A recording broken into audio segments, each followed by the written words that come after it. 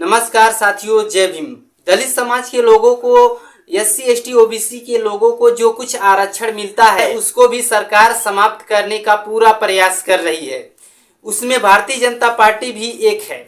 RSS और BJP के लोग यही चाह रहे थे कि एससी एसटी ओबीसी के जितने भी लोगों को आरक्षण मिलता है वो किसी भी तरीके से उनका या तो कम कर दिया जाए या तो समाप्त ही कर दिया जाए। इसी को लेकर बुधवार को केंद्र सरकार ने सुप्रीम कोर्ट को एससी, अनुसूचित जाति एससी और अनुसूचित जनजाति एसटी वर्ग के लोगों का आरक्षण का उप वर्गीकरण करने के लिए सुप्रीम कोर्ट में केंद्र सरकार ने समर्थन किया। उसके बाद में बुधवार को जब केंद्र सरकार ने आरक्षण का उप वर्गीकरण करने के लिए समर्थन किया, उसके बाद में सुप्रीम कोर्ट के chief justice of India DY Chandrachud के अध्यक्षता में 7 जजों वाली कॉलेजियम सिस्टम की 7 जजों वाली बेंचों ने एक बैठक किया।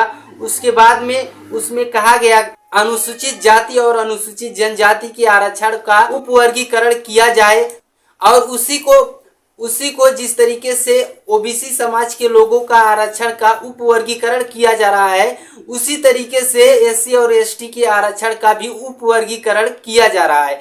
यानी कि उप वर्गीकरण का मतलब कि जिन एससी और एसटी के जातियों में जिन लोगों को आरक्षण मिल रहा है, जिन लोगों के घरों में नौकरी है उनको आरक्षण नहीं दिया जाए और जिन लोगों के घरों में ज्यादातर गरीबी है उन लोगों को आरक्षण दिया जाए। केंद्र सरकार के द्वारा यही बताया जा रहा है कि जिन लोगों के एससी एसटी में जिन लोगों के पास जिन लोगों को आरक्षण मिल चुका है, जो लोग उसका लाभ ले चुके हैं उनको आरक्षण नहीं दिया जाएगा और जो लोग एससी और एसटी में से कमजोर लोग हैं उनको आरक्षण दिया जाएगा।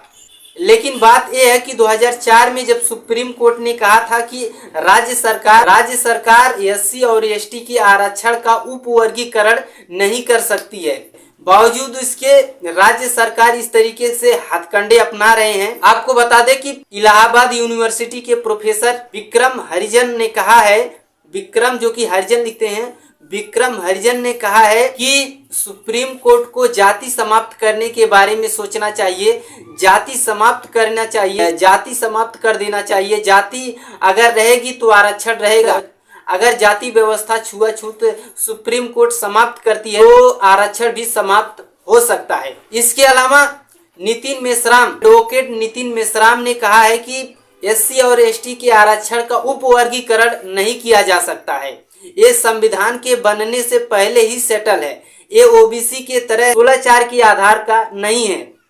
इसके अलावा नितिन मेश्राम ने एक तर्क देते हुए कहा था कि जब तक छुआछूत भेदभाव है, जातिवाद है, तब तक एससी का आरक्षण सेफ रहना चाहिए। कुछ लोगों का बयान ये भी आ रहा है कि 2018 में जिस तरीके से एससी एसटी समाज के लोगों ने आंदोलन किया था आरक्षण के मुद्दों को लेकर, उस तरीके से एससी एसटी ओबीसी के लोग सड़कों पर उतर सकते हैं अगर उनके आरक्षण के साथ कुछ छेड़खानी की गई तो।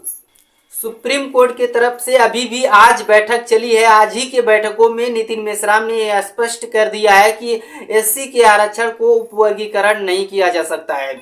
जहां सुप्रीम कोर्ट में एक तरफ सारे लोग केंद्र सरकार का समर्थन कर रहे थे, वहीं पे नितिन मेश्राम जी की बातें को सारे जज और वकील सुन रहे थे कि किस तरीके से उन्होंने कहा कि ये संविधान लिखे जाने से पहले ही सेटल है, ये छुआछूत भेदभाव के आधार पर एससी का आरक्षण दिया गया है, इसे किसी भी तरह से समाप्त नहीं किया जा सकता है या इसका वर्गीकरण नहीं किया जा सकता है। अगर भेदभाव छुआछूत खत्म होगी तो आप आरक्षण को भी खत्म कर सकते हैं, लेकिन सबसे पहले आपको जातिवाद और छुआछूत खत्म करना होगा। फिलहाल इस बारे में आपकी क्या प्रतिक्रिया है उसे कमेंट बॉक्स में जरूर बताएं। फिलहाल के लिए मिलते हैं नेक्स्ट वीडियो में, तब तक के लिए धन्यवाद।